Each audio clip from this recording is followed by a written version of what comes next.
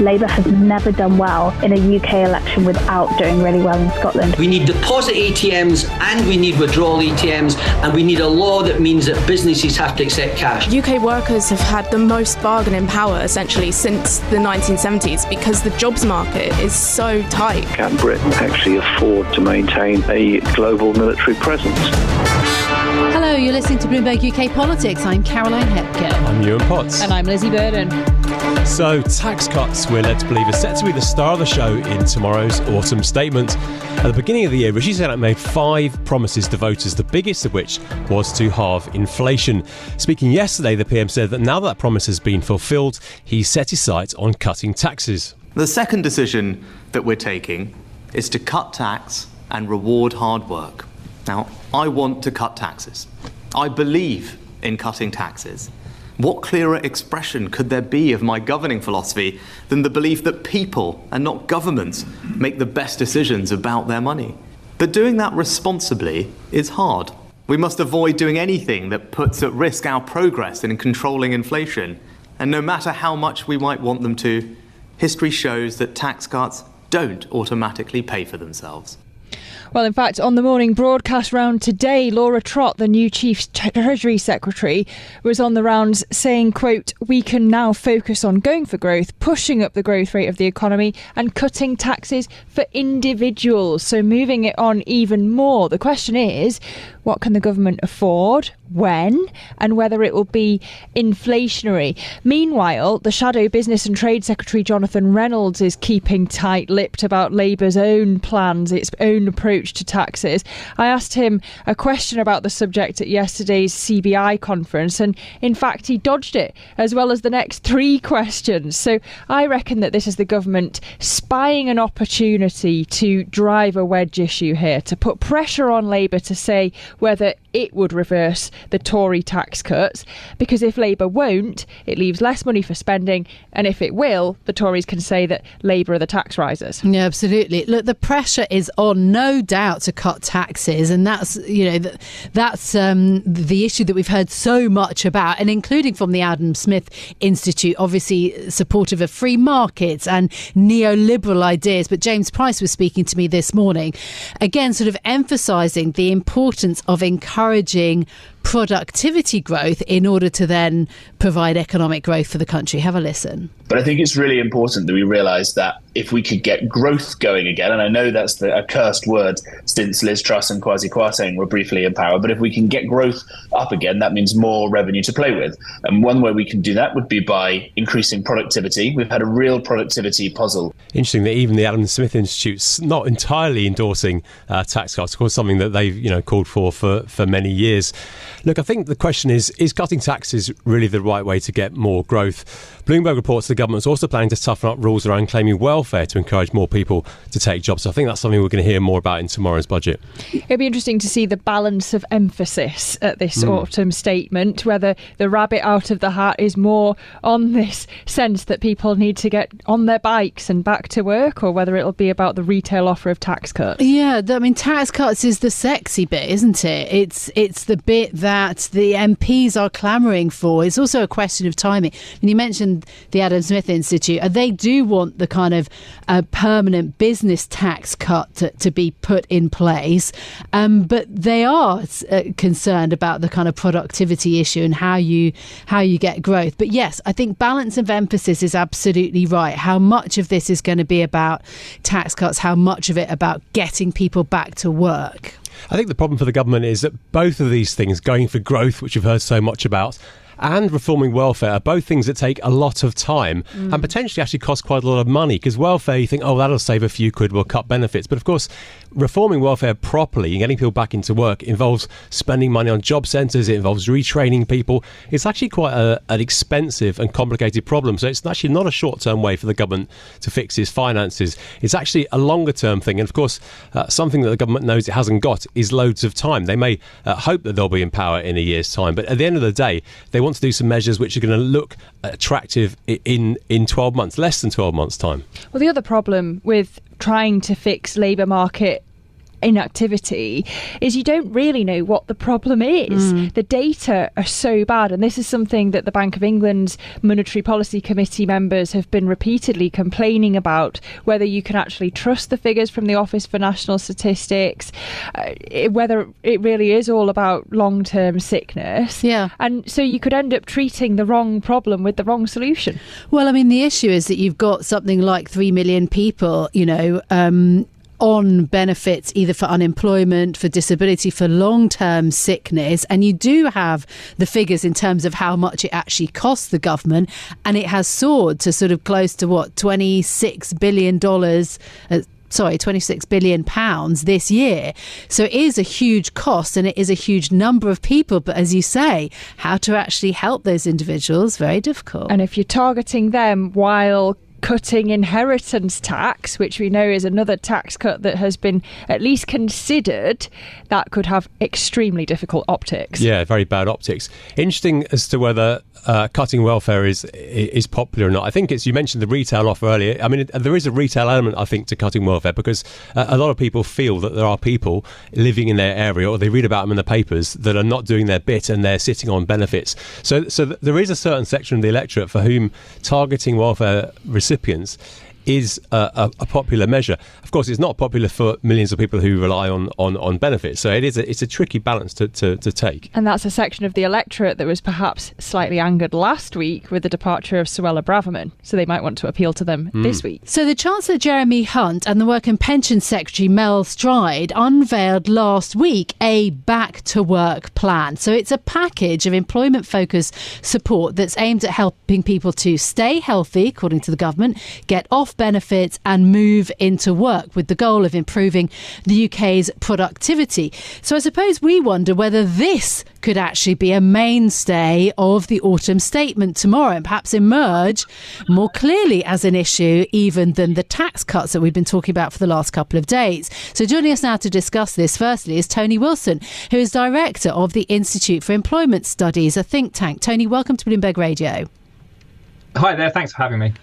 What do you make of this back to work plan? It sounds fairly similar to a number of these sorts of projects. What do you think it's going to deliver? Well, I think you're right. I think this is quite similar to a set of announcements that were made back in the spring budget. And so there's two parts to it, really. One is a continuation of that. So it's a bit more investment in some of the measures that were announced in the spring, particularly around trying to improve access to employment support for people with health conditions and help people who have poor health to stay in work. But the second part then is a lot of rhetoric, a lot of quite divisive language around toughening up the conditionality, what we might call the conditionality regime, the conditions that benefit recipients have to follow, and the sanctions when they don't comply.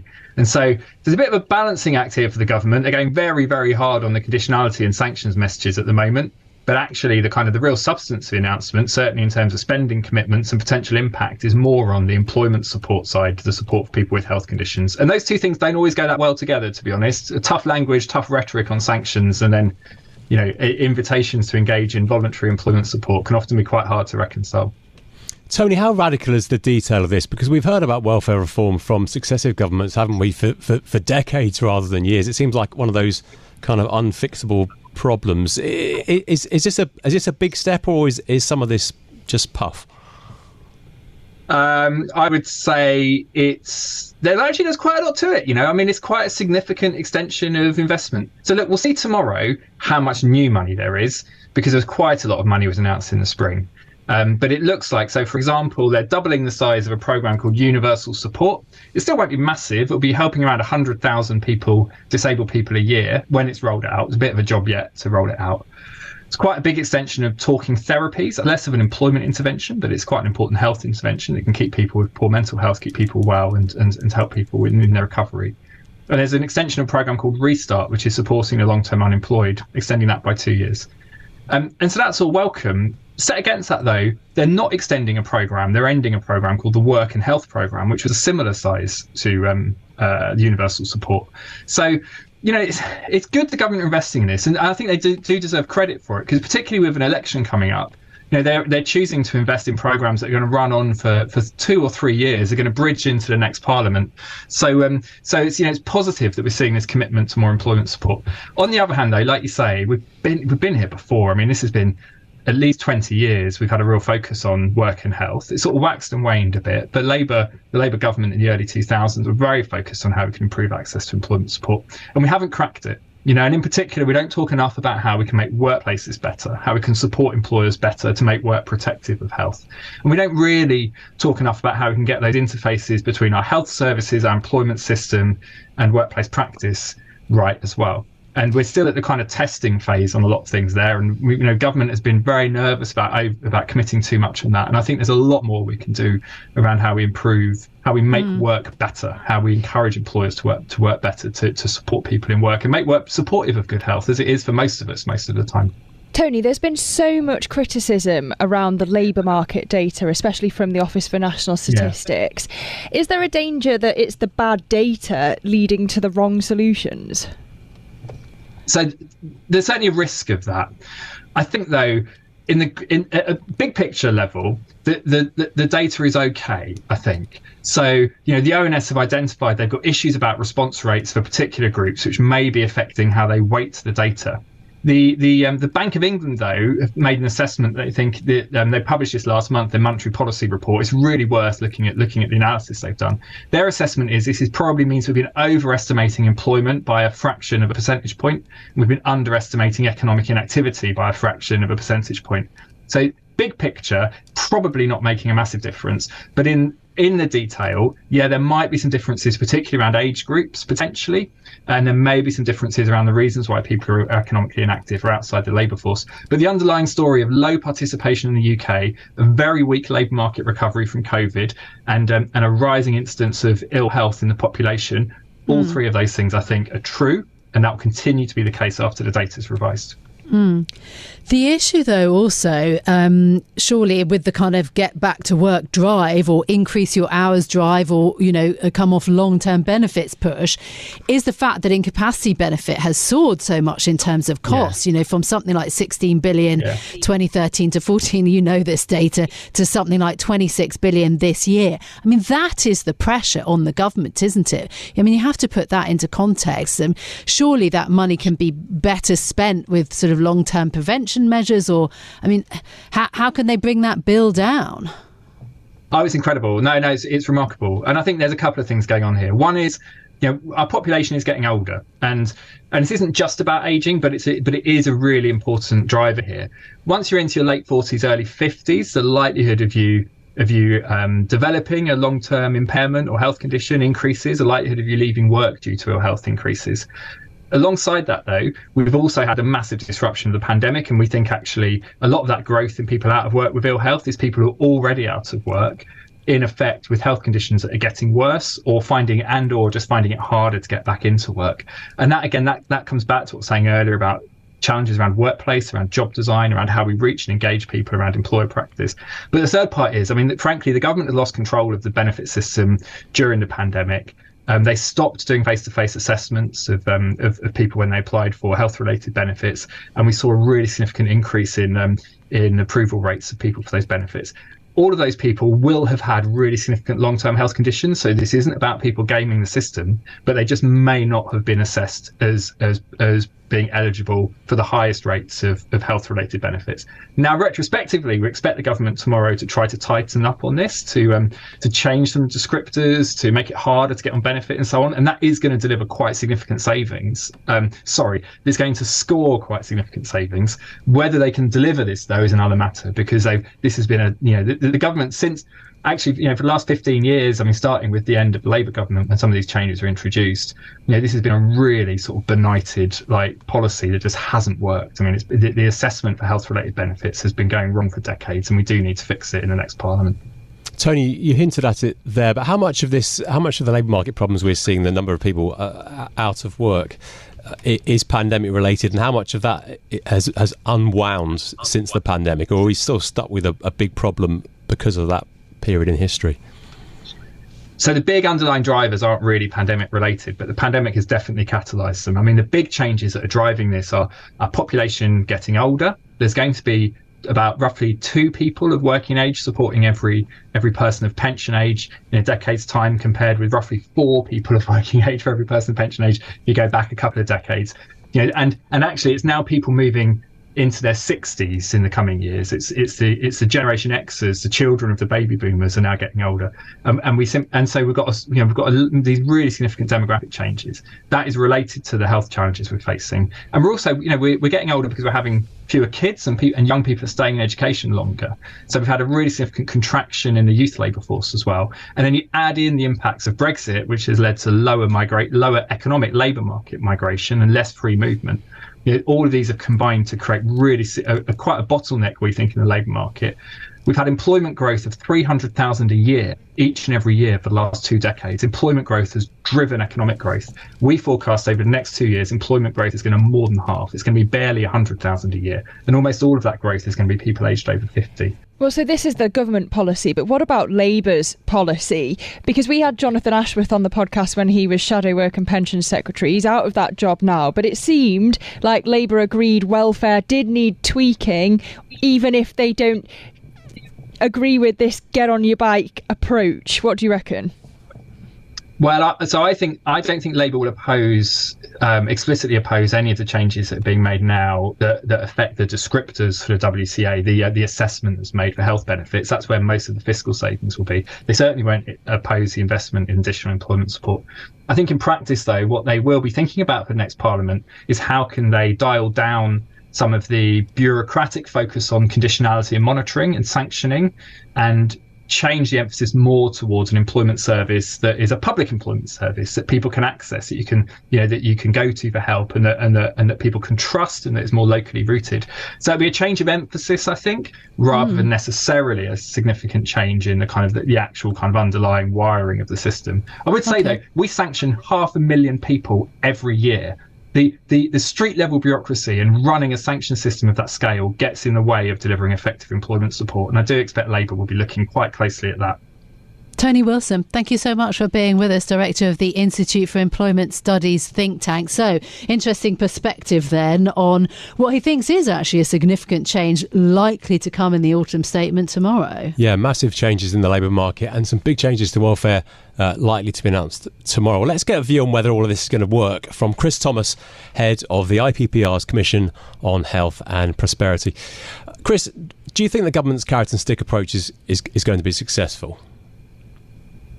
Yeah, I think some doubts around whether it will work, and I think there are some good elements of the carrot that we've already heard about, including that there's a focus on talking therapies, on work coaching, on individual support. But I think there are 2 big risks here. I think the first is that the stick approaches put into conflict the idea that people can trust the carrot, right? So engagement with the welfare system and the employment system might be weakened.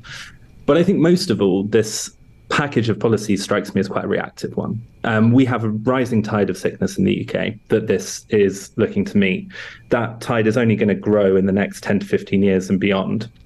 And these things that are coming forward in the autumn budget are only really mitigating some of the harm that causes. They're not getting into what we really need to get into, which is prevention, which is the question, how do we keep the health of our population high and reduce the UK's very alarming levels of preventable sickness? And if you don't do that, then what you're going to end up with is that this is a perpetual question at every single fiscal event that isn't solved. That is only really kind of managing it from one year to the next. We were just talking about the pandemic effects. I wonder how much an awareness of mental health issues is contributing to this, because we have seen as a big part of long-term sickness a rise in people taking time off work, long periods, because of depression, for example, or anxiety. You're right that the mental health is the most cited. If we look at the population that are economically inactive because of sickness, or out of active work because of sickness, mental health is the most common condition that's reported. It's just over 6 in 10 of that group who report a mental health condition of some kind.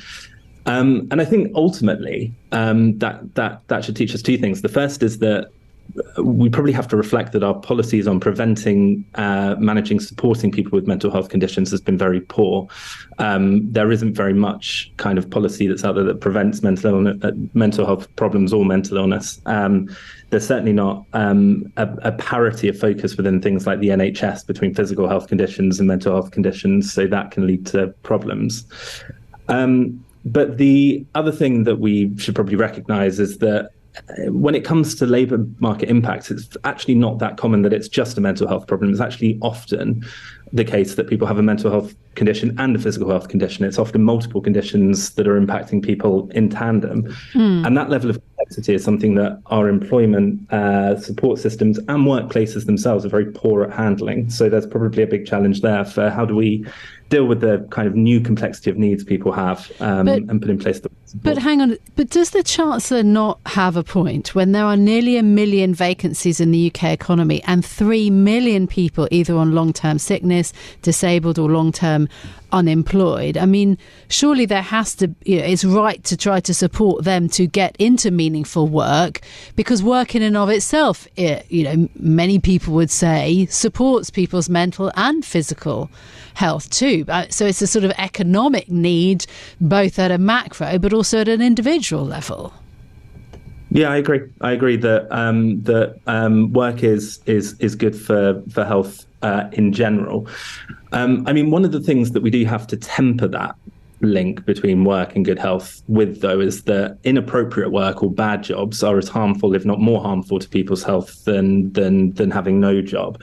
And one of the things that our employment systems and support systems are incredibly bad at is creating a pipeline of people with kind of complicated health needs, maybe multiple health conditions, into kinds of work that either aren't high quality types of work or either aren't inappropriate kinds of work. And I think that's part of the puzzle that we have to solve, right? It's that if we want to tap into the fact that work can be really good for our health over the long run, we need to make sure that that's the right kinds of work for the right kinds of people. And we're not very good at doing that at the moment.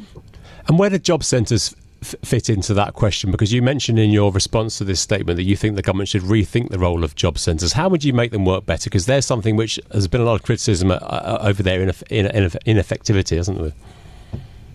Yeah, I think that has. I think there's a big problem in terms of consent and trust with kind of how job centres exist in local places. So I think there's a kind of need to make sure that they're embedded in that way. I think the other big move that I'd like to see is just far more coordination between, given that we have this big problem that the Chancellor is trying to address of long-term sickness, and that's not going away. I think much more coordination between the role that job centres play and the role that the NHS plays, and integrated support between the two. It seems kind of alarming, doesn't it, that as this problem emerges, we have such big silos between what our general practitioners might be doing, if we can get in to see them at all, what employment support is and what's going on in job centres and what's otherwise happening in the NHS. So a big coordination between the two of those would be very welcome. And it probably takes a fairly big culture change in how job centres works to make that work, to align it with the kind of principles the NHS works on, which is a kind of compassionate through the point of need support, based in community trust kind of mentality. So, Chris, we've got the autumn statement tomorrow. What are you expecting? What do you hope for on this issue?